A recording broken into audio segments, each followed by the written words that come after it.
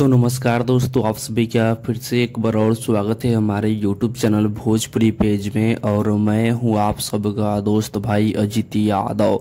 दोस्तों देखिए, रितेश पांडे जी का आज सुबह सुबह वेब म्यूजिक के YouTube चैनल से एक और नया गाना आप लोगों के बीच में रिलीज होने जा रहा है। जी दोस्तों, बता दें कि गाने का नाम है एप्पल का मोबाइल, जो कि इस गाना को जेडी बहादुर जी लिखे हुए हैं। और दोस्तों बता दें कि इस गाना को रितेश पांडे जी के साथ में फीमेल सिंगर अंतरा सिंह प्रियंका इस गाने को गाई है।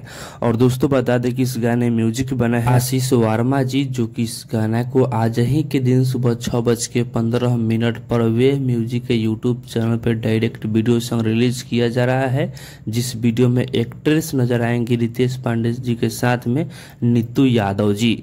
तो आप लोग तैयार हो जी इस गाने को सुनने के लिए। तो बाकी दोस्तों फिलहाल का ही अपडेट है, आप लोग इसके बारे में क्या कहना चाहते हैं कमेंट बॉक्स में बताइएगा। और इसी के साथ हम इस वीडियो को समाप्त करते हैं। ये वीडियो पसंद है इस वीडियो को लाइक शेयर कीजिएगा।